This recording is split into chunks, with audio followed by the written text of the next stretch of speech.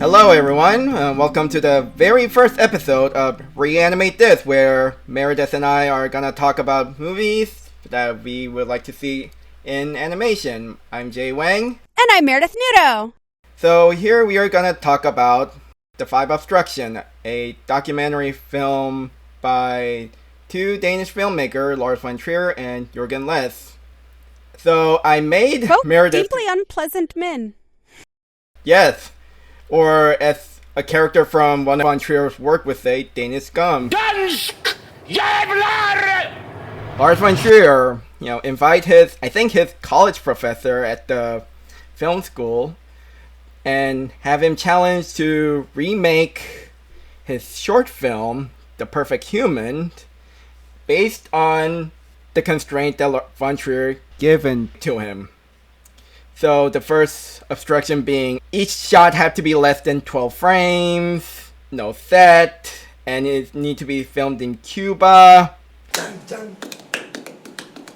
Dun, dun. Hombre cubano. Ging, ging, ging, ging, dun, dun. Come se llama? Vivian. Okay. She's a dancer. Yeah, she looks good. Do you speak English? No. Okay. Ja, hun ser godt ud, faktisk. The second obstruction to be, it is set in the worst place you could ever imagine, but you can't show it. You as a director needs to be playing the main character along with eating food from the original short. It's rather simple, Perfect Human. Yes, I don't remember so distinctly. We have it here with us, so you see it again. And it's the most important scene to do is the food scene.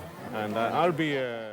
However, von Trier didn't like it, and then he made a third challenge to be either you redo the second one, or you have a complete creative freedom.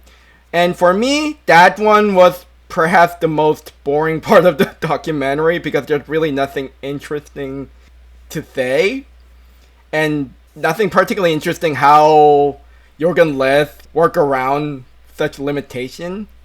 And yeah, I didn't see it much of as an obstruction. It was just redo the movie the way you want to do it. That, in my mind, that doesn't count as a creative challenge or a restriction.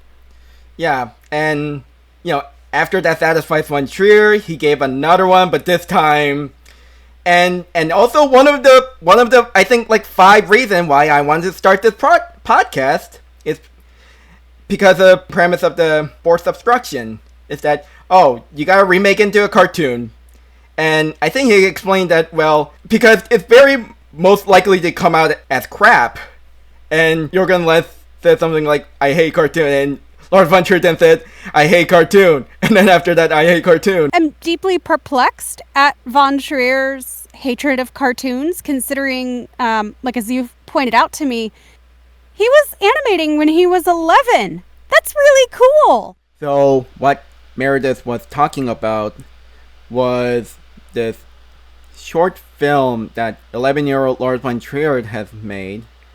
And it's about 3 rabbits going to this land called Squashland, and it is a cutout animation cartoon that he made, I think, with 8mm camera.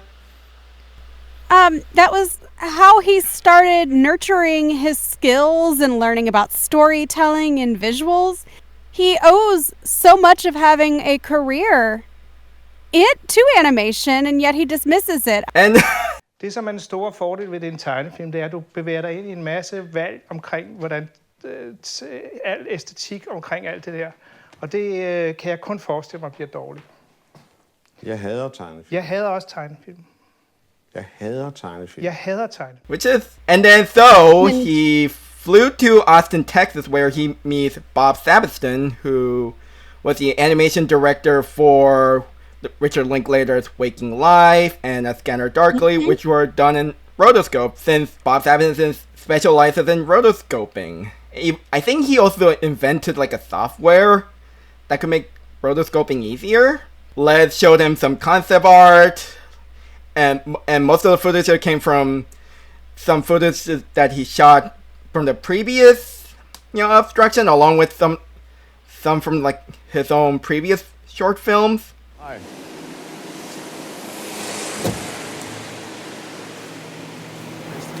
Nice meeting you. I've been looking forward to. Yeah. This, of course, his face here, we like this tremendously, yeah. But the advantage is that he's so strong, real, so and it gets just stronger by drawing it, right? It's very strong, I think. The glimpse in the eyes, I don't know, it's very hard to choose here. And we like the Francis Bacon thing also, right? Mm-hmm. But we like this one very much, so that should not go out at least. So this, that'll be a kind of a... Which one? This one is maybe the better, I don't know. But is like this set of images as compared to this, for example, if you're going to pick one, you like this better? Yeah, I think so. But this I like, Okay. But but aren't they possible, both of them? Because this is just a little later in the scene. It is later. Yeah. But I like this. This should be in the film, I think. And this is possible too. And then we have, they're all good here. And then we have this one too. Right. That's the same scene, basically, that we just saw. It's good. I don't know what to do there. So he did the gangster shot, this one also? Yeah. Mm-hmm. And we see the end result, and it actually came out very beautifully. I was going to say, for someone who hates animation, he didn't do a bad job.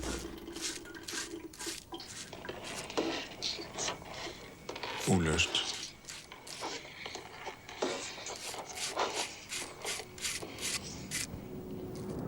Uløst. The fan is turning, shoveling the heavy air. I write this down, getting it right. I am quiet.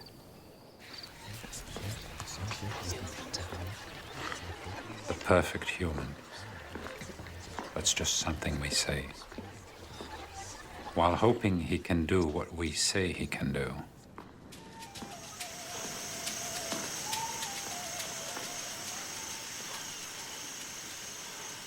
Just walk a little, say a few words. It is not too much.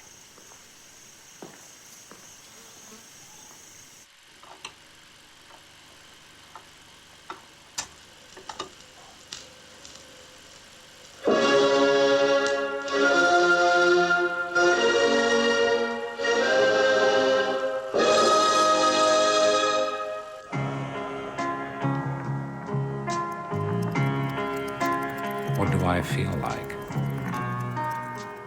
What don't I feel like?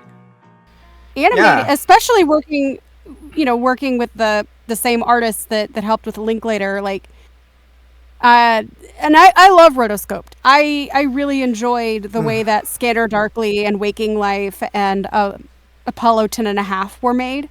Mm-hmm. I think that it's very atmospheric, and I think that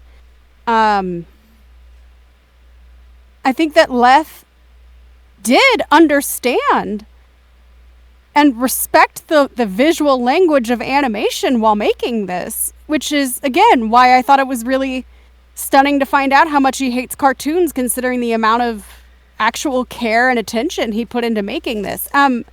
Editing J here.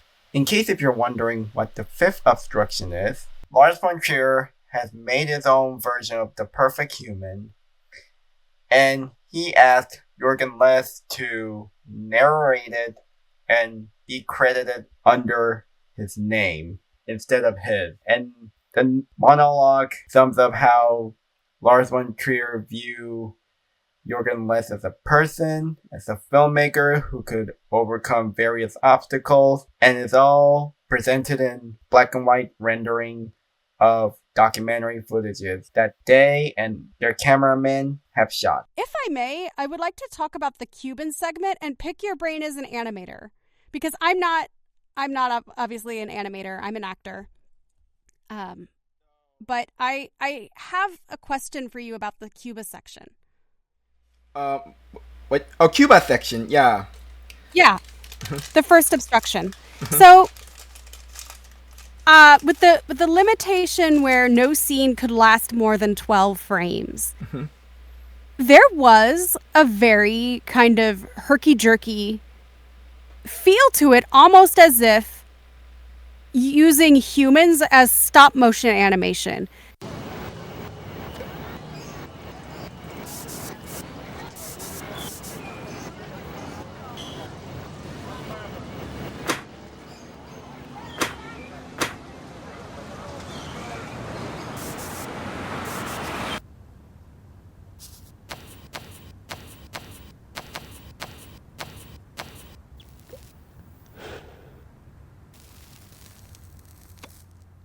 Almost something like you would see in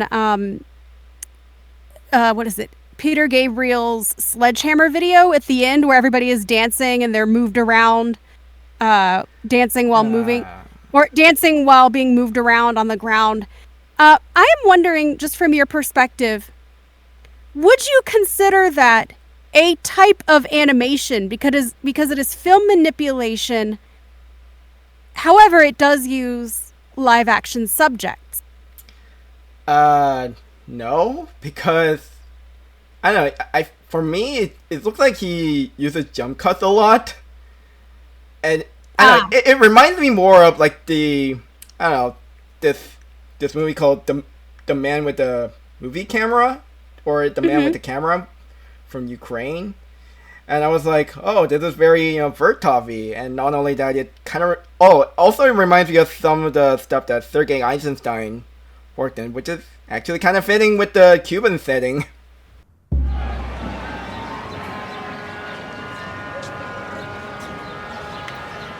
Cuba. Cuba. Havana.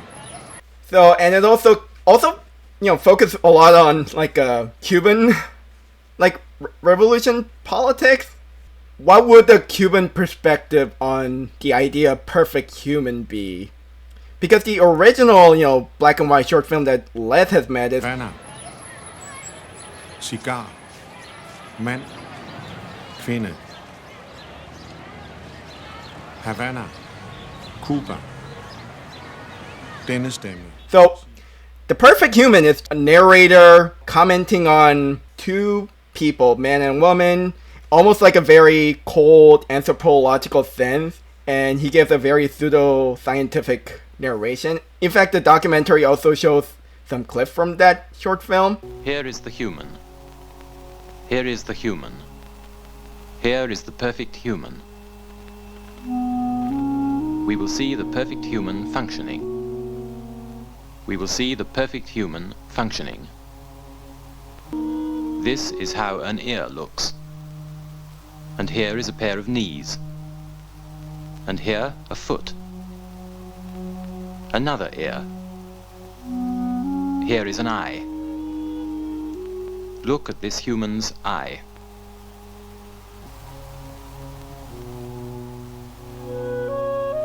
Walking, running, jumping, falling. Look, now he falls.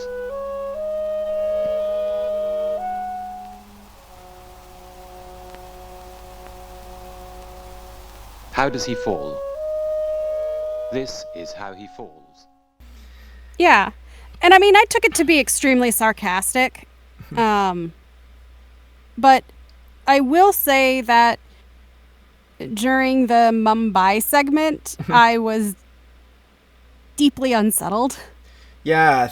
With the fact that he was like the worst place you can think of, and it's full of poor brown people that he openly shows disgust for. And like really, really, really poor people, and he's eating this fantastic meal while they watch. Det perfekte menneske skal spise og drikke. Vi vil se et måltid.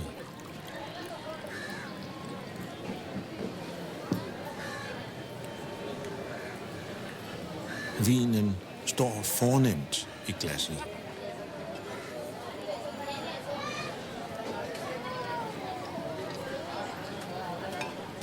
Again, it's unsettling, and while art should be unsettling, it was not done in a way that shows any kind of commentary.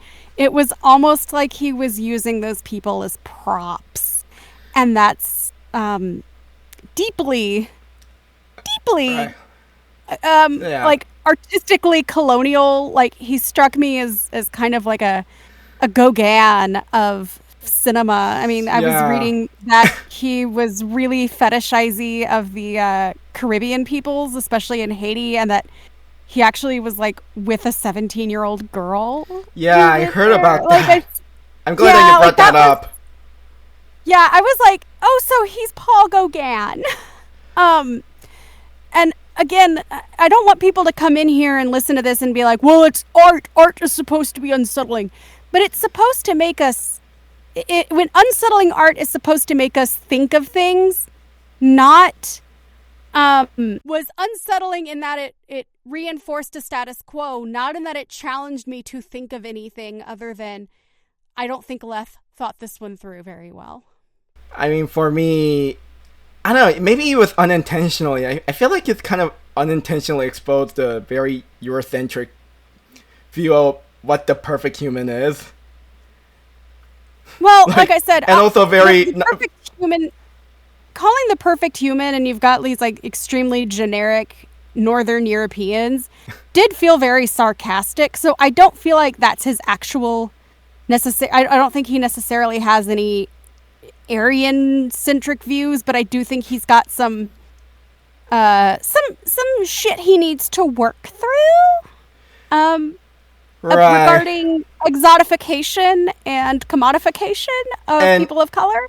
I guess it's just me, but I think von Trier chastised him because, when I said don't show it, I didn't mean it like that. And I feel like he could have thought something more creative to work around that limitation. Yeah, I mean, like, here's the thing. He could have shown like a really cheeky sense of humor. What's the worst place you could think of? And you go to like Washington, D.C. Yeah. or something, like that would have shown at least a cheeky sense of humor. But the worst place in the world was somewhere that he chose that felt very mocking of the people who lived there. Just for the record of those of you who haven't seen it, he chose the red light district in Mumbai, and there's a lot of poverty, and like there's a scene of a woman knocking on the window of a car that he's in asking for money, and he just keeps like rolling his eyes and saying he doesn't have any, but like, I don't have rupees. I don't have nothing. I have nothing.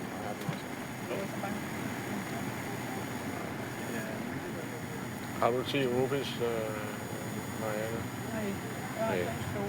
Ja.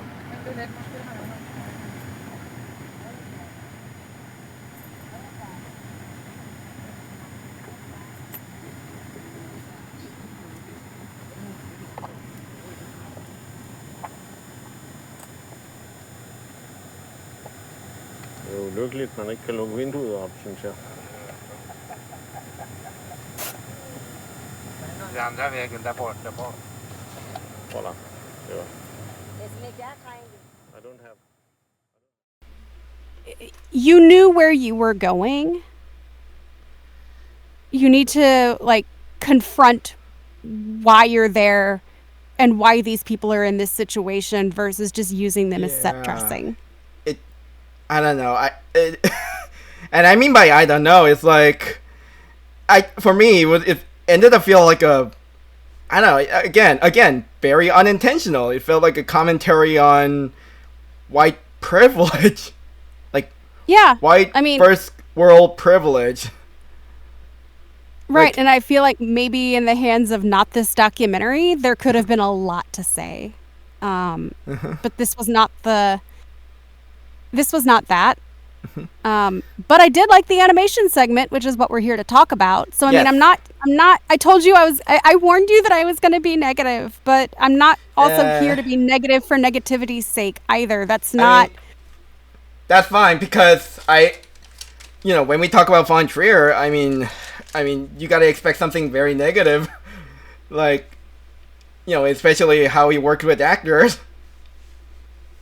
Right, and I mean, like I said, I hate being negative for negativity's sake. I want to actually explain and show you why the things that I did not like were the things that I did not like.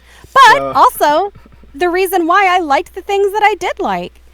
But I'll cede the floor to you first. So the fourth obstruction is the fourth obstruction is why we started this podcast, because it's about filmmaker decided to remake his live action short into an animation, and because this was that's one of my inspiration, and like the four others are like, I don't know, like the current discourse, like, oh, why is the animated work being adapted to live action, but how come there is no live action material that adapted into animation, etc., etc. But right. we can talk about it that has later. Happened before. Yeah, I was gonna say, Obviously. like, I love the Clerks animated series was hilarious. I only remember the clip regarding, oh, why there's a bear in the car or something, because someone made a joke about Bear that. is driving. Oh, Who's yes, driving? Oh my God, Bear is driving. How can that be? I mean, there's some parts of it obviously that hasn't aged well, but other parts of it have, and I still quote it to this day. So Von Trier gave Leth this kind of obstruction because he has that habit of giving any filmmaker or anyone he works with some like a constraint rule, like sort of a constraint writing, like, oh, you can't write with E, try write a fiction without the letter E or something like that, lipogram or this oleopo, I believe that's what it's called. He's basically doing a filmmaking equivalent to that. In fact, he and Thomas Vinterberg and two other Danish film directors started this movement in 1995 called Dogme 95. Dogme 95 rules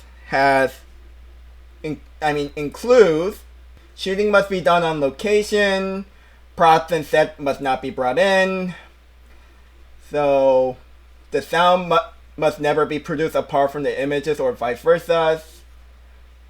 Camera must be handheld. It needs to be colored. No filters. No genre movie. And the format has to be Academy 35mm. And the director must not be credited, etc., etc.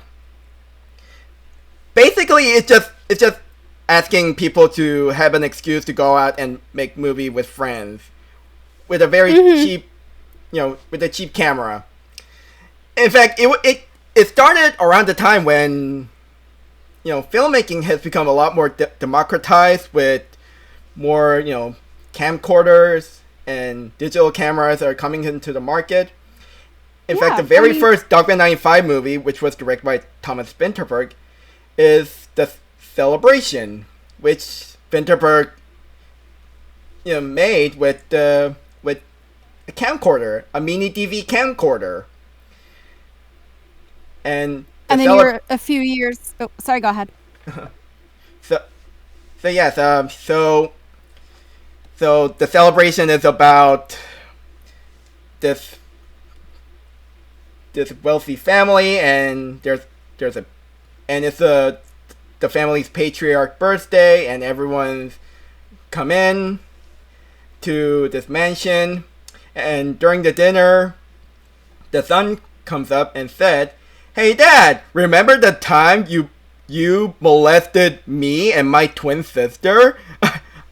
And he said that to everyone, and that's pretty much the premise. And the drama, begins.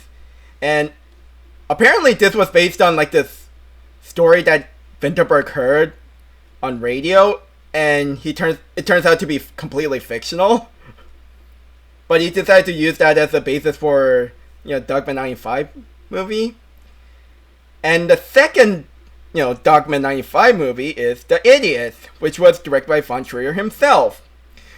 And to give you a very short summary, it's about a group of middle-class, people pretending to be disabled just for fun of it. So they use that as an excuse to cause a lot of trouble. And one woman just joined in, and they kind of, I think they kind of live together as sort of the commune of, oh, let's pretend to be disabled, ha ha ha. That sounds like a South Park episode. Yeah, right. I mean, someone actually compared that to the South Park episode where Eric Cartman pretended to have a Tourette syndrome. Yeah, that's. Oh, yeah, it was. And then the one where he pretended to be disabled to join the Special Olympics. Ah, yeah. I didn't watch that episode, but I know what you're talking about. Yeah. I mean, ultimately, the lesson was that no people in the Special Olympics are also world-class athletes, Cartman. But that was immediately where my mind went. Yeah, I mean, and a lot of people saw that movie as a commentary on how disabled people are depicted and how, able-bodied actor portrays disabled people. In fact, there's one scene in the Idiot where someone brought an actual disabled people, mentally disabled people, for, I don't know, I think for a lunch or some sort of gathering, and Stauffer, the main leader of that, disabled commune, just storms out in anger. He felt that bringing in actual disabled people just felt very disruptive for him. And I heard that the actor who plays Stauffer had said that he played it as if he's also playing Lars von Trier, because von Trier pretty much turned Dogma 95 movement into his own personal commune where he leads and comment or whatever. And in fact, when you here's another thing: when you made a Dogma 95 movie, you have to submit it through these 4 guys who started the movement and get their approval to have it Dogma 95 label. So yeah, von Trier pretty much made constrained filmmaking as sort of his own brand in some way. Which is interesting, and that's why I sometimes admire him. And another notable Dogma 95 movies includes Julian Donkey Boy, and this being the very first American Dogma 95 movie with Harmony Korine directing, and it stars Ewan Bremer, Chloe Sevigny, and Werner Herzog, etc., etc. And so yes. So I mean, I'm not here to chastise you for liking Lars von Trier movies at all. That's not why. I am just bringing in my own commentary and thoughts about why I don't like him, but that doesn't mean that I'm gonna stand here and be like, "Whoa, Jay, you're wrong and you're a bad person and you're morally bankrupt," because I don't believe that about you. Yeah, I mean, we all like things and people that are problematic. It just so happens that Lars von Trier is not the kind of problematic that I can do that with. Does that make sense? Yeah. I don't. Okay, I don't expect from you. I don't know. I mean, to be honest, my feeling toward von Trier as a person is kind of complicated, like everyone else. But I still admire him as a filmmaker in the sense that he, I don't know. Personally, he showed me a very different way of telling a story. And in some way, he has influenced me and my approach to filmmaking as well. So, anyway. Well, I was going to say, I've only ever seen one von Trier movie, and that was Melancholia, which I did actually enjoy quite a bit. So I'm not going to slag on him as a filmmaker simply because I don't think he lacks skill in that area. I just Yes. find him very off-putting as a person, which is something that I think he deliberately wants from people. Yeah, actually, but I there's a also- lot of layers to that. Because Yeah, but I again, think yeah, for me, the one that I watched in theater was called The House That Jack Built, and I don't know how should I put it, because I was kind of drunk at that time, to be honest, because I expected to be something extreme, because I heard a lot of buzz coming out of Cannes, and like hundreds of people walked out, some may have fainted, and I was like, oh shit, I'm expecting some extreme shit. So I think I drank like 2 pints of beer or something, and me and my friend just went inside the theater, and I think that, you know, before the movie starts, I think the theater owner, you know, gave the introduction that the MPAA sanctioned IFC Standard, who the U.S. distributor of that movie, all because they released the unrated director's cut for one day in theater without their permission. So, and I was like, and I shouted, "Fuck the police!" Yeah, I mean, that's the most you possible reaction, and I say that with nothing but great respect and admiration because I love you. Yeah, I mean, and then as I watching this movie, I was kind of, how should I put it? I was like, how should I put it? Underwhelmed? Like, it's not as extreme as I thought, but instead it's just okay, I really have no, I don't know, like, I mean, overall, I mean, I like the movie, but it's just that, my feelings are kind of mixed. But I think someone else had pointed out, I think it was like from the podcast that I regularly listen to, that, you know, Von Trier movies sometimes feel like a PowerPoint presentation, and actually, I thought The House That Jack Built was a very interesting watch, to say the least. Even though I expected something extreme, but it was a very interesting, and what I mean by interesting, very unique way of presenting like a serial killer story. Mm-hmm. And along with this movie being sort of a Von Trier's own self-reflection of his career as a filmmaker, the character Jack, who was played by Matt Dillon, he was sort of monologuing to himself, and he sort of imagined himself communicating with, you know, Virgil from the from the Divine Comedy, mm-hmm. who was played by Bruno Ganz, a Swiss German actor, you know, who was very infamous for playing Adolf Hitler in Downfall. Anyway, so him and Verge, who was, you know, he's called Verge in this movie. Okay, so I meant the Bruno Ganz character. His name is Verge in that movie, and they were like having communication about art and, you know, atrocities, etc. And then it kind of becomes like a PowerPoint lecture and some little bit of like a chalkboard animation, I would say, about how lights and shadows, you know, reflect one another, and how something like that, as I can remember. So yeah, I mean, there's that. Anyways, well, like I said, I only ever saw Melancholia. Well, and now the Five Obstructions, which I can understand the PowerPointiness because that's the whole point of the documentary. So I'll excuse that structure in this. I don't feel like that about Melancholia, but again, it's my only reference point. Right.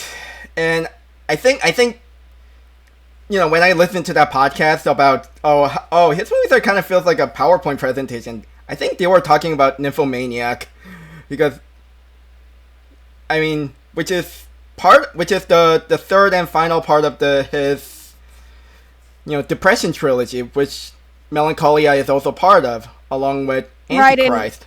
Antichrist. Yeah, I never completed the trilogy. It was Yeah. mostly kind of like when I started getting more interested in exploring more of his work was when he did the "I'm a Nazi" Oh yeah. speech, and I was like, you know what? Pretty sure I don't want to support this. Which, from what I understand, he mostly did it for shock value, but I don't find shock value particularly useful when it punches down. Does that make sense? Yes. Yes. If you're gonna go with shock value, actually provoke something shocking and thought-provoking that challenges us.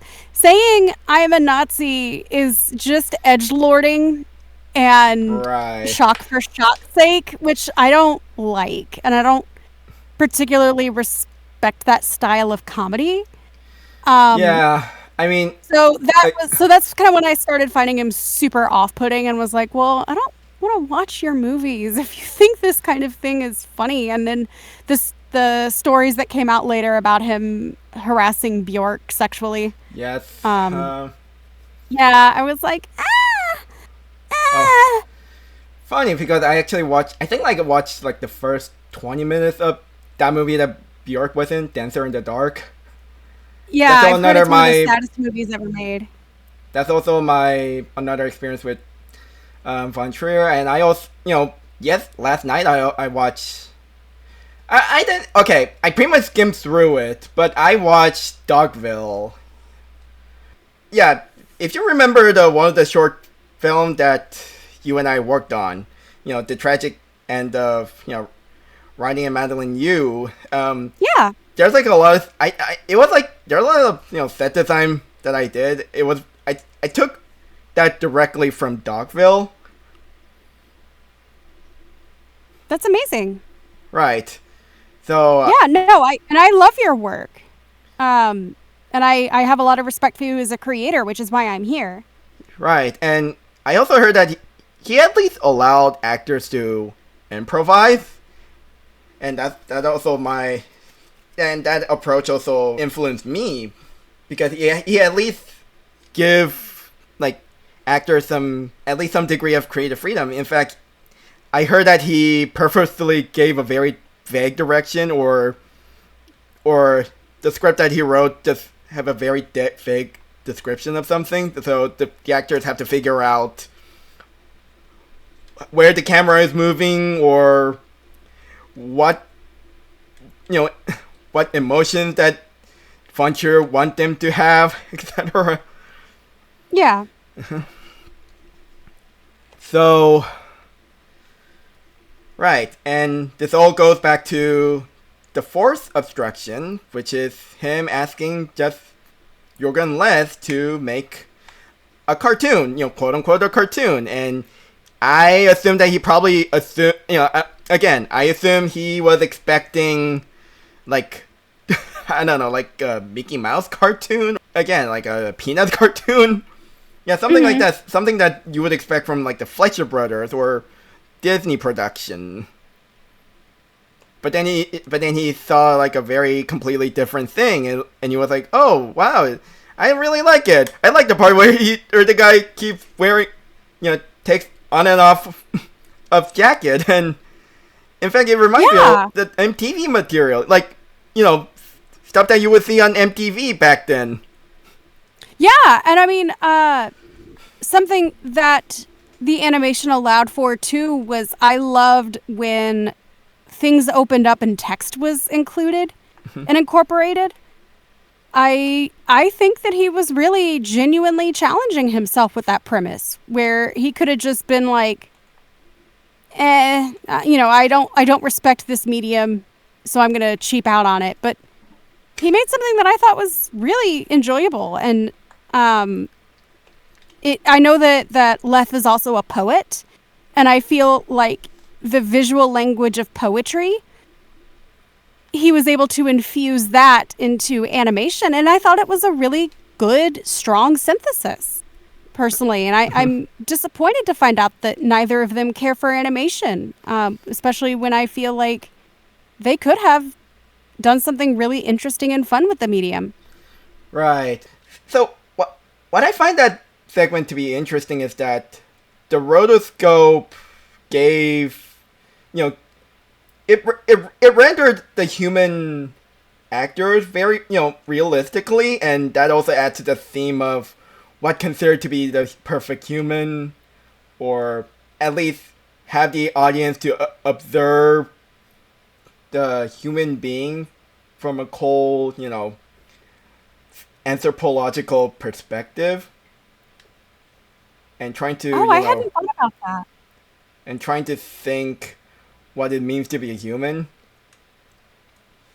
I love that perspective. I hadn't thought of things that way. I looked at it more from a technical perspective because while, yes, I did love it, part of me wondered if the reason why he went with rotoscoping, which traces live action, because he was so beholden and stuck in this idea that live action is still inherently superior. Ergo, he has some kind of plausible deniability. And I used like real life as my palette. I wonder how things would have been different if he was somebody that went all out animation wise in terms of starting from scratch, doing it either on the computer or via traditional cell animation. If he, to some extent, was clinging to this respectability, as it were. And I say that not because it is my perspective. I think that medium hierarchy is the enemy of art. But it was in the back of my mind. Yeah. I also look into the credit, and the cartoon consultant was credited in that segment, and it was by Jørgen Leth's son. Like, it was not depicted in the documentary, but I could assume that he probably asked his son, like, how animation work or what kind of animation that he likes. Was his son, I'm curious, was his son an animator or was his son a child?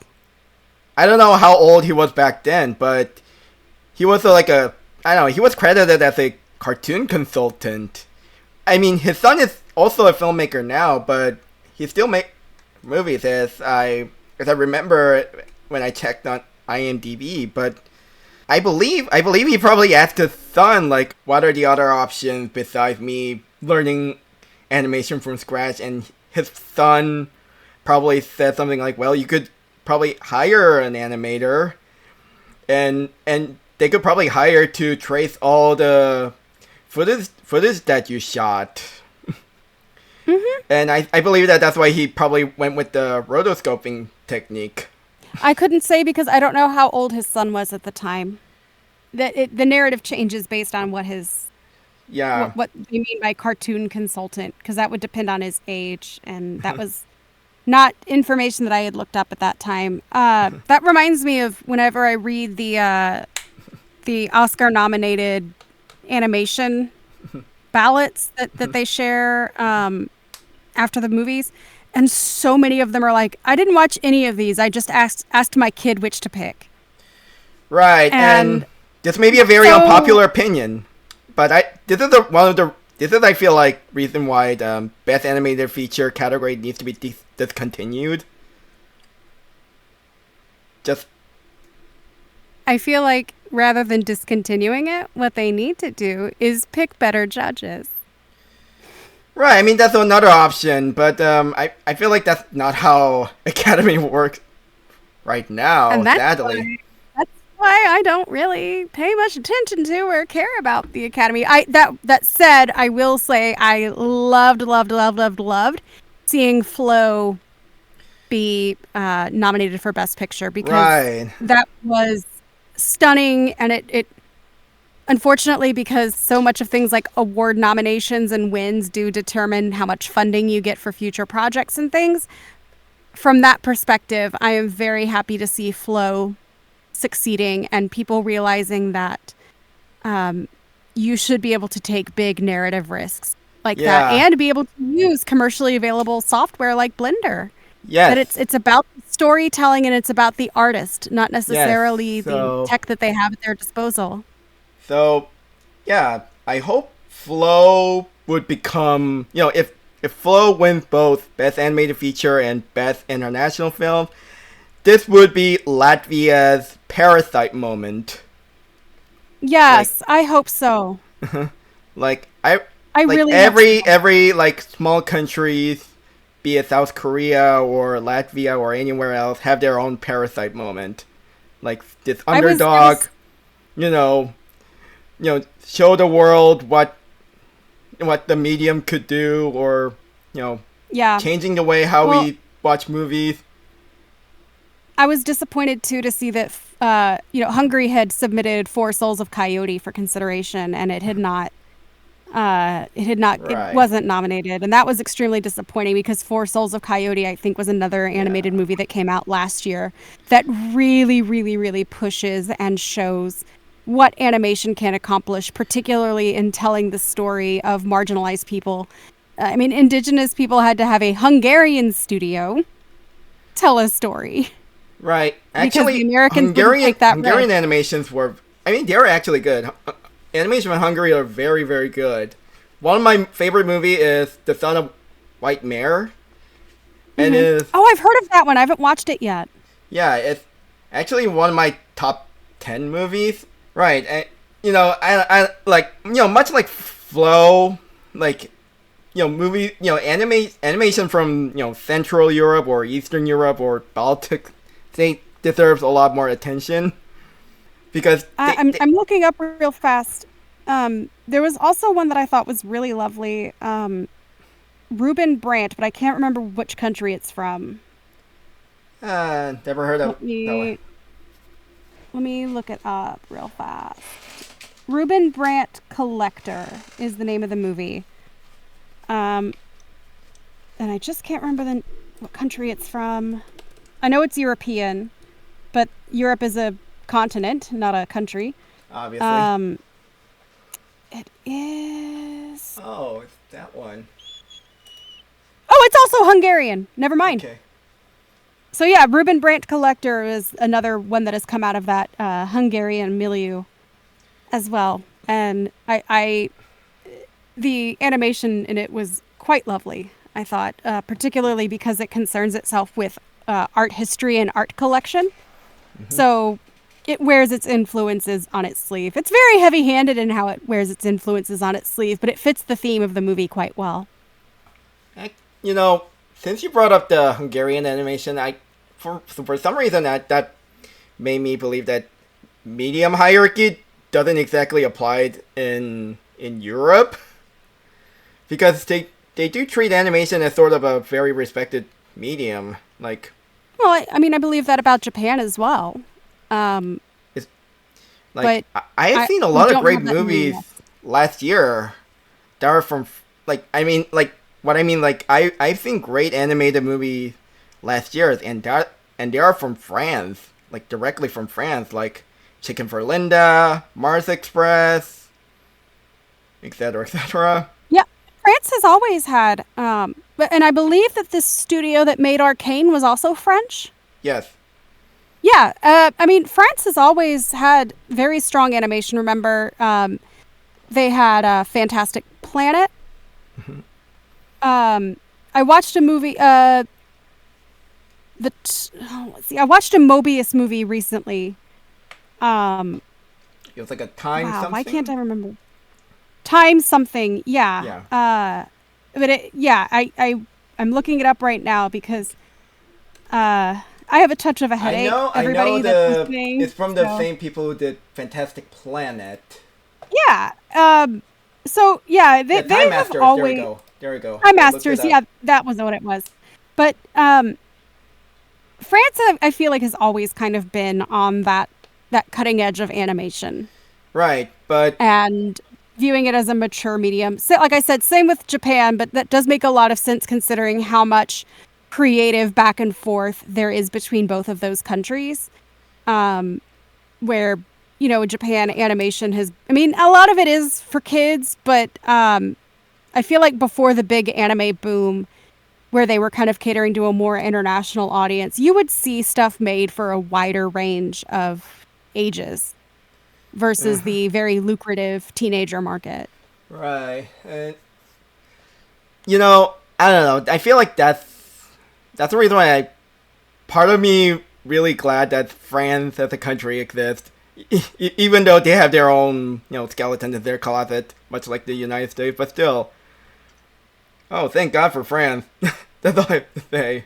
Yeah, no, I just appreciate animation, period. I have been Like, looking forward to seeing... Oh, go ahead. I feel like French animation is the reason. I feel like this is like my own counter argument against the narrative that in the Western world, animation is not that valued. I was like, I actually in France they consider animation as valuable, and they still make 2D animation. Yeah, I mean that's mostly an American perspective anyway. But what was it? Kenya also has a very large and booming animation scene. Unfortunately, a lot of those movies and shows that they've been making haven't really made their way over to the States. And I am like champing at the bit for more companies to hop on it and distribute. I am so eager to watch. I think that either Disney or Netflix has a show that was made in Nigeria, which I think is awesome. But show us more animation from the African continent as well. I would love to see. Yeah, speaking of African country, emerging. Oh, I was going to say I would. There's another one from Algeria as well, so I think that's kind of making a large festival buzz. Oh, good. So anyway, France and even Spain, like a lot of great animated movies from Spain, like Klaus. In fact, I didn't know that Klaus was Spanish. Klaus was excellent. Yeah. In fact, it's made by like former Disney animators, and surprisingly, they're like people who used to work at Disney. Turns out to be from Spain and France. And I think I also heard that animation. I also heard that during mid 2000s, during the decade that the Five Obstruction was made, like France did a lot of outsourcing jobs for Disney. Interesting. Well, yeah, good for those of us who like watching animation. But something I was going to ask you about too is we have been talking about going from animation to live action, but then live action back to animation. So if you were going to redo this movie as an animated documentary, how would you do it? Well, I don't know. I mean, maybe I should. I really want.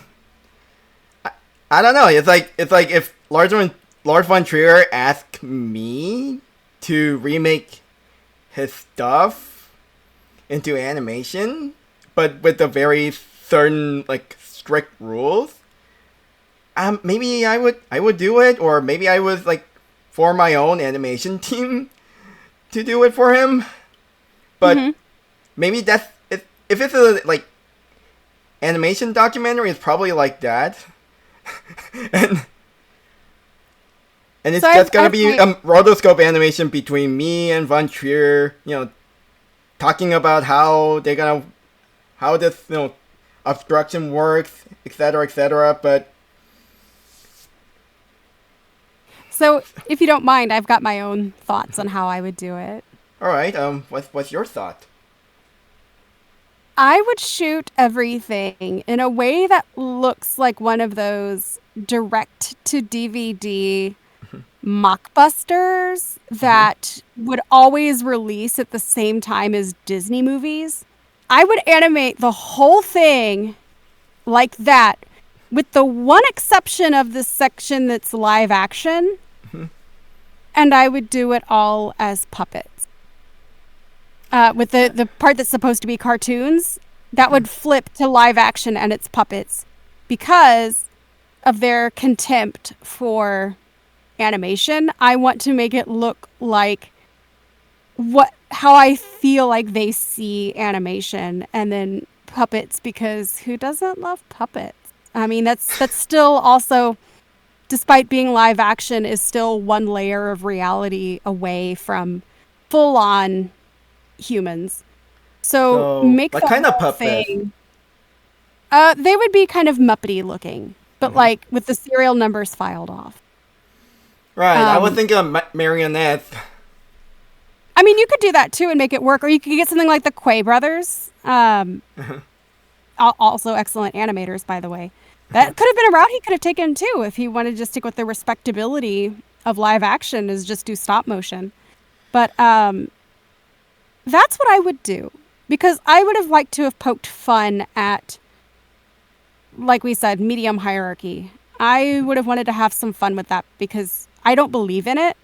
Now, I would have to be cognizant of the fact that am I accidentally reinforcing medium hierarchy in doing that? I would have to be very careful, but that would be my first instinct. And then I would work with someone like you, because I'm not an animator, on making it happen. Right. I mean, again, doing an animation requires a lot of people, and you gotta hire a lot of animators, so... I don't know, when you say, like, direct-to-videos, I was thinking of, like this, like, a very cheaply made, like, 3D animation. That could work, too. But I just feel like there's an added layer of humor having Lars von Trier, whose movies are sad and intense, and make everything look bright and pastel and, like, disgustingly big eyes, cute, and the acting is, like, really bad, and everyone just sounds like they are reading their lines. Oh, no! You know, I think that would be really, really, really funny to me specifically. Yeah, and actually, believe it or not, Lars von Trier production company, like, released an adult animation, and it's called Princess. So the title is Princess, and it's directed by this cartoonist named Anders Morgenthaler. I think he's both a comedian and a newspaper cartoonist. Oh, cool. Has Von Trier and Leth this movie was made almost 20 years ago. Have they softened their stance at all on animation since then? I don't know. Princess, which is about this guy who's a Christian missionary, and he learns that his sister, who's a porn actress, passed away and left him, his niece, like her daughter. And he later found out more that, his niece might have molested by someone who works at this porn studio or like porn production company that her sister was working for. And not only that, after her death, the companies keep exploiting her image, and he was very angry about it and kind of went one-man battle against it, and it, like, very violent, like, sort of revenge quest, trying to end the, like, porn industry in Denmark. Så. Hun skal komme tilbage. Det kan hun ikke, skat. Hun er begravet.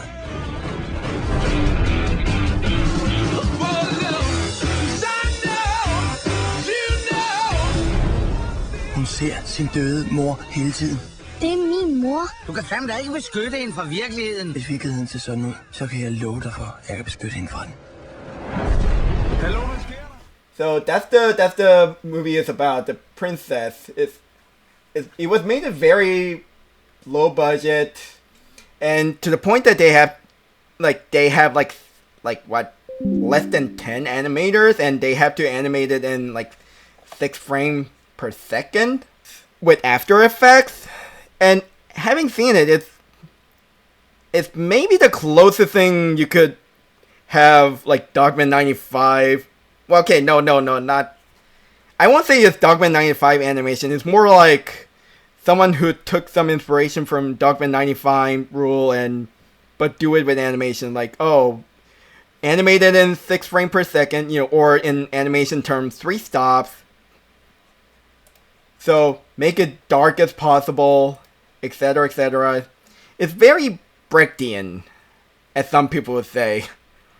In fact, Lars von Trier movies are also very Brechtian, in the sense that it came from Bertolt Brecht's play, which is very dark. Everyone is almost amoral, which, to the point that you just feel distant from it, and you have to observe and try to analyze from a very critical distance. And von Trier intentionally made it, depressing, hoping that his audience could look at his character in a very critical stance. And actually, in the theater world, we call that the Verfremdung effect, or the distancing effect. Interesting. I've not heard of that before. To prevent you from having any immersion into it. Interesting. I've never heard that phrase before. Right, and apparently so is some animators that I met. I someone has said that Bertolt Brecht, and his body of work is only known for people who took theater class only in college, because it's like a college level, material. Okay, I took a theater class in high school, and I did learn about theater of absurd, but I didn't know anything about Bertolt Brecht at that time. I only knew Bertolt Brecht through Lars von Trier movies and some works done by Tony Kushner and etc. See, my high school theater experience was extremely different. We didn't learn anything. It was literally just like the teachers telling us what to do and directing us, and then not giving feedback when you asked for it. It was just a bad experience. But yeah, I didn't have any exposure to anything other than what we had to read, the Shakespeare's that we had to read for English class, but none of it. I didn't know who Brecht or any of that was. Nothing about theater, the absurd, nothing until I got to graduate school. Right. I didn't major in theater either, but I took some drama classes as electives when I was in grad school, and that was when I started getting exposed to it. But yeah, none of that in high school theater. Right. I never even learned. I also Meisner. took drama class in middle school, and we did learn Shakespeare. We also learned Oedipus Rex, and I remember my drama teacher. Her name is Mrs. Gartina. I believe that's her name. She even said the entire summary, and if you know Oedipus Rex, you could imagine how the entire class, grossed out by the whole, this whole irony that, Oedipus slept with his mother and they started a family. And I remember when she said, and they even have kids. And an entire class was like, ew. Dang. Yeah, complete opposite of my experience where like I said, I didn't even learn Meisner. It was really just, we give you a script, you do it, and then we tell you how to do it our way. And if you don't do it our way, then you don't know acting. It was really messed up. Nothing that I learned in high school theater is anything that I use now. Oh, man. No, that's fine. I'm still acting professionally. So, I mean, I clearly did okay for myself. Mm-hmm. But no, and I will say I really liked the premise of this documentary as well. I think it would be a really fun exercise for filmmakers to challenge each other like that. I think it would. Yeah. I would love to see how this may have inspired filmmakers to reassess their own works or partner up with a buddy and challenge each other. I always like stories about creativity within parameters. Like, one of my favorite stories of that is the reason why they have the coconut horses in Monty Python and the Holy Grail is that they didn't have the budget to get horses. And Terry Jones was also allergic to horses.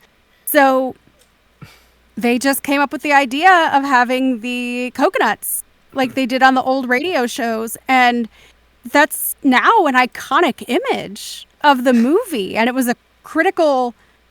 now, I haven't seen the Monty Python and the Holy Grail, but I do remember the part where Terry Gilliam, he did that, coconut thing.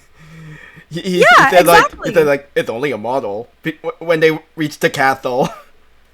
Yeah, and afterward they said that we're not the round table. Da, da, da, da, da, da. It's a very silly place. But that's what I mean. Sometimes the best ideas come from when you have the biggest restrictions. And we talked about how the just do whatever you want remake was kind of like the least interesting of the bunch because there weren't those restrictions that he had to work around. Yeah. In fact, and that's why people, when that document came out, people really liked it, all because how film directors sort of work around the limitation. And it feels Lars von Trier feels like a very, some offbeat studio executive who tell directors to remake his own work, but only with his own way. I mean, that's the analogy that I could make. Remake every Lars von Trier movie as an animated feature. I mean, okay, we will talk about that in a future episode. I'm not sure if you read the list of movies that we will talk about, and one of them was Dogville, and etc., etc. We will talk about Dogville because I feel like I really wonder whether some storytelling technique that Dogville has used would also work in animation, or how any animators or anyone who worked in animation could reinterpret it. I'm curious now. So, in case you haven't seen Dogville, I've not. So, it is set in this small town America during 1930s. It is set in this very insular town in Colorado with this Rocky Mountain in the background. And however, it is filmed in a soundstage, like a very dark soundstage with some light, and there are no props, or at least there are very few props, and no set.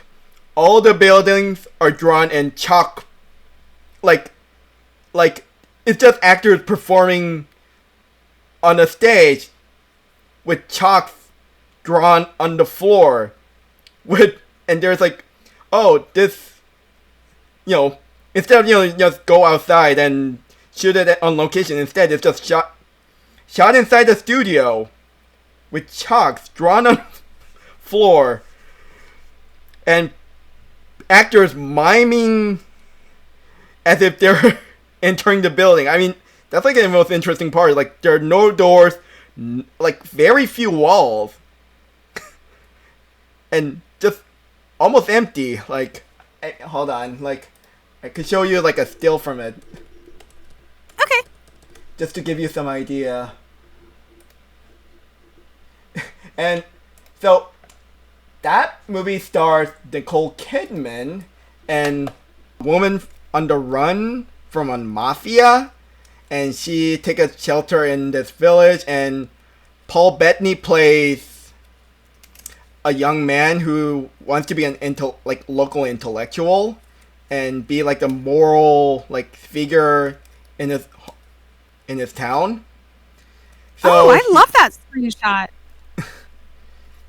Is that what the whole movie looks like, or just the segment? Yeah, that's the entire movie. What looks like. Fascinating. Yeah, that reminds me. Have you seen the movie Nothing? I heard about it. It's that Canadian movie, right? By Vincenzo Natali. It is, yeah. Yeah, so much of it just takes place in front of a blank screen. It's great. I love that movie. It's very, very silly. I love silly. This will come up a lot in this podcast. I mean, I also did just say how much I love Monty Python, so yeah, I'm big into silly. So the set design is very minimalist, and people kind of assume that because that movie also makes some reference to Bertolt Brecht's work, especially the song Pirate Jenny, which was famously covered by Nina Simone. We could talk about it later because I don't want to spoil that movie because... Yeah, please don't. I know that I'm going to end up having to watch it for this. And also I'm hungry, so... So, what I'm trying to say, so it's one of von Trier's way of preventing his audience from immerse into that world. Like, if this story was done traditionally, it would just build a set, to make it look like an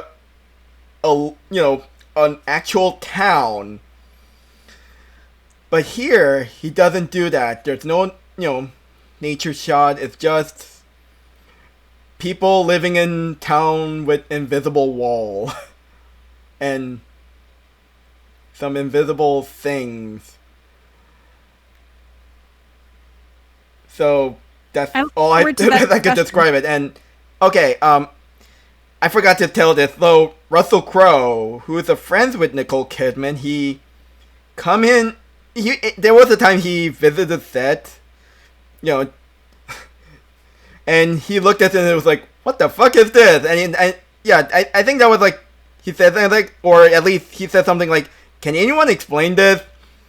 And I think like Nicole Kidman just, jokingly said, oh, only the director could explain that.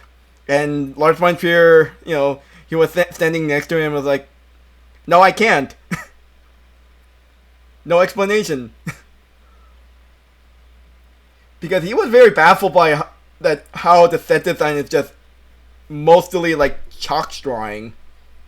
This is going to be an interesting discussion. I feel like I met like one or two animators who knew who Lars von Trier is, and I really like I don't know, this may be a common human problem, but I'm kind of disappointed how a lot of animators that I know don't watch a lot of movies. And I mean by don't watch a lot of movies, like, they don't watch, like, not enough live action movies. And that also applies to animation fans as well. Well, I also feel like that, up from the acting side of things, you need to be able to watch everything. Like, yes, you'll have your preferences, but you can learn from all of it. Like, I voice in animation, and I love animation, clearly. But I have also learned a lot from watching live action movies. I've learned a lot from puppetry, even watching puppet shows and going to stage plays, doing comedy, and it all is valuable tools in the toolbox. And I feel like an interdisciplinary approach to creativity only enhances the experience versus siloing. So we're in agreement from two different perspectives. While I can't speak to animation, I can certainly speak from the acting perspective. Everybody I know that has a long-lasting acting career is a very curious person who enjoys learning and doing things from a wide range of disciplines and ideas. They may focus on specific, like they might specifically do voiceover, they might specifically do stage or film, but the knowledge base is still there, if that makes sense. Right. So, hopefully if we continue this podcast for a very long, we're going to talk about some stuff that you might not have seen or not many people have talked about. And cool. I'm not sure if you have seen the list that I wrote down in my pitch document. Like, you'll see some very unfamiliar stuff that you probably never heard of. Good. And I mean, I will give you stuff in my, from my perspective that maybe you haven't. And if you have, then maybe we'll be able to reframe it in a different way. Right. Originally, my usual plan was like, there was like one animator that I, mutual with, I think on social media. No, actually, or at least I met in person and sometimes correspond with each other. And he actually graduated from a film school, I think like a University of Southern California, the same university that George Lucas went. Oh, cool. And he's also a professional animator, so he probably knew more movies than I do. And I have him on, and we talk about movies, and I started the podcast just as an excuse to talk about movies with people. Good. I like talking about movies, and I used to have a movie podcast, so. Right, you used good to. to be back. Yeah, I actually subscribed to yours. Cool. We don't make it anymore, but really, I didn't realize that you were a long-term listener. That's awesome. Well, at least for like a year. But then you kind of, for some reason, okay, don't explain why I'm not interested in that, but then... I mean, it's nothing bad. It's nothing bad. It was just... So... Yeah, I mean...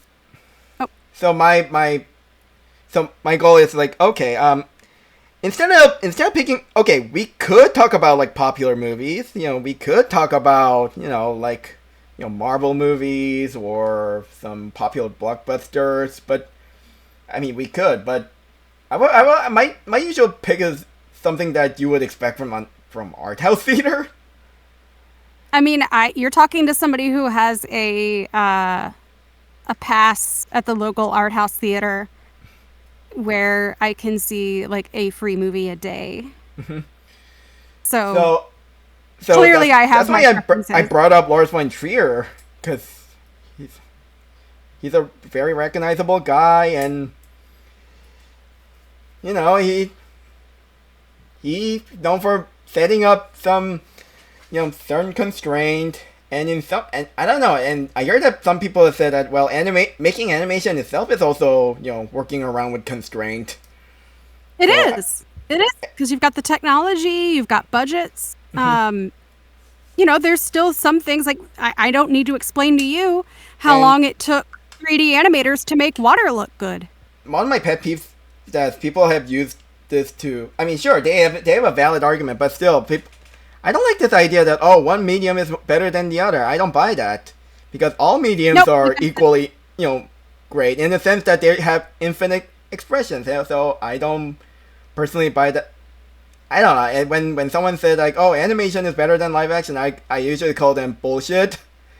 They're fucking full of shit. They're fucking full of shit. I mean, you can say that you prefer animation personally, but objectively they are they are equal.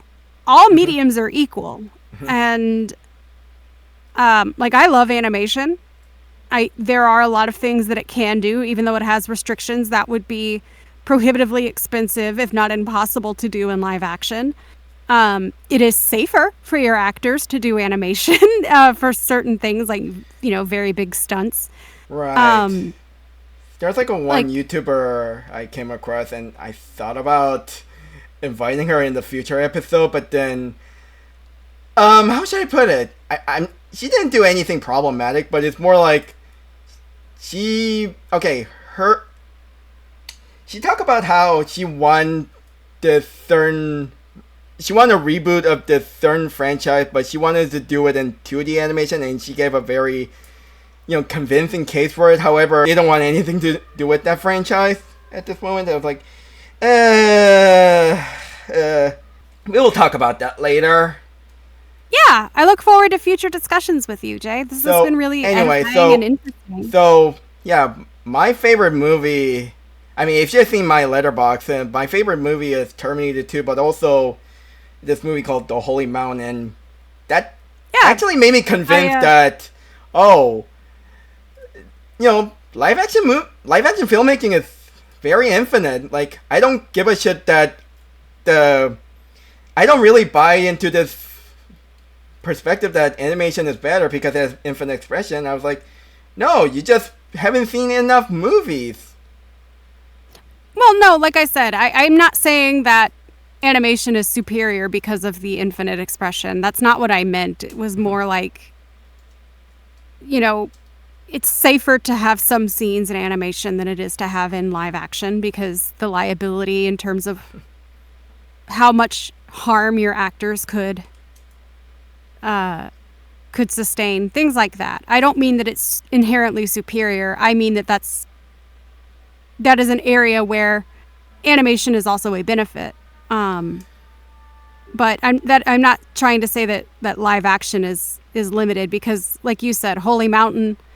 Talk about a problematic filmmaker that I'm whose work I've been very enamored with. Jodorowsky. I have an Incal tattoo actually, and the films of Tarzan Singh. I recently did a rewatch of The Fall in its 4K restoration.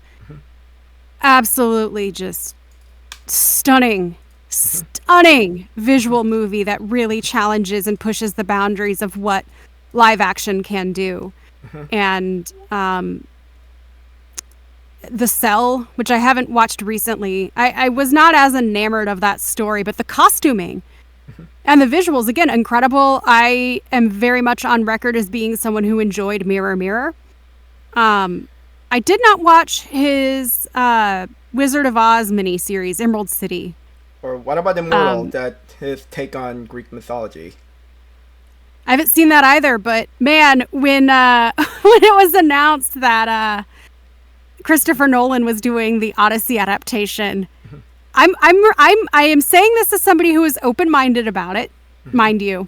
But man, the first thing that popped into my head was I would have loved to have seen what Tarsem Singh does with the old Greek stories.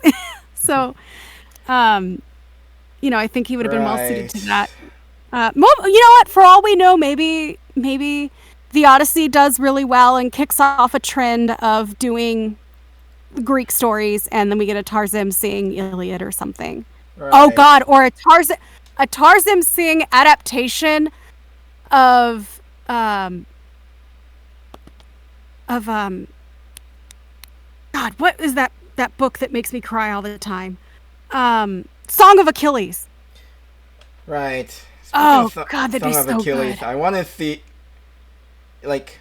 actually, one of my passion projects is to make a movie based on a story of, Persephone and Hades, like how they met. Oh. It's more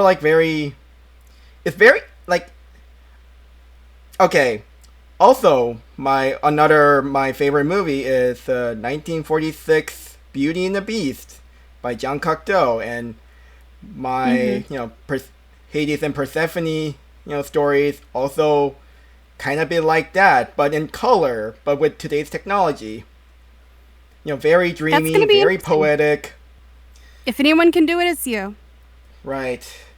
But then, I don't know. I was like, again, I was like, I keep thinking, like, how can I do this in live action? But at the same time, I really wanted to license, like, the game Hades and turn that into an animated series and use the script that I wrote, more like an outline that I wrote for, Hades and Persephone movie and just merge that with it. For the sake of, getting more, audience. But that license. Some studios does that, when they see, like, original screenplay, like, oh, let's merge that with the popular franchise. Yeah, but that's going to be such an expensive license. Right. And and Hades and Persephone are public domain. I mean, but anyway, I do need to wrap this up. I have to eat something or I'm going to pass out. Right. Yes. But so before you go, so now that you watched the movie that I recommend to you, so what movie would we will talk about in the next episode? Yes. I don't know if you have seen this or not, but it is one that I want to revisit and do a bit of a rewatch too, because you talked about the very limited space in Dogville, and this movie has it was originally written as a stage play before it became a movie, and it is filmed with a very, very, very number of sets to keep that kind of stage play feel. And this would be Corey Finley's Thoroughbreds. Okay, Finn. Is that the one with the Anna Taylor-Joy? Yes, Anya Taylor-Joy and Olivia Cooke. Yeah, that one. I heard about that. Yes. It is an excellent movie, and I love it. And it is one that I would like to revisit.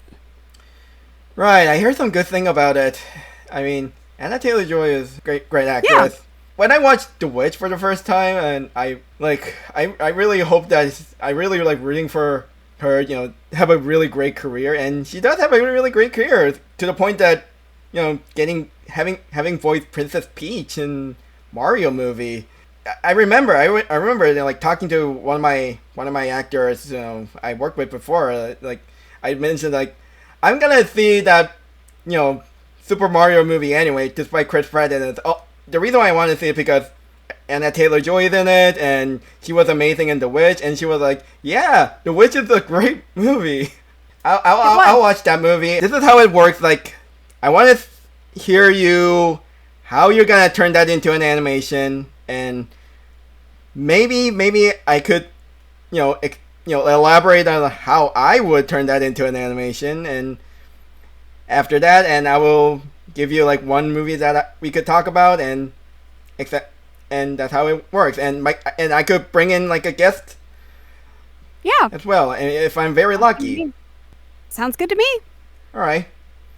Anyway, well, it's been really fun. Thank you so much for this opportunity, Jay. I look forward to talking more about movies with you. And I'm gonna go eat dinner because I'm really, really, really hungry. All right. Yeah. All right. Hold on. I will stop recording. And anyway, take care. And that's the end of Re-Animate This podcast. Thanks for listening.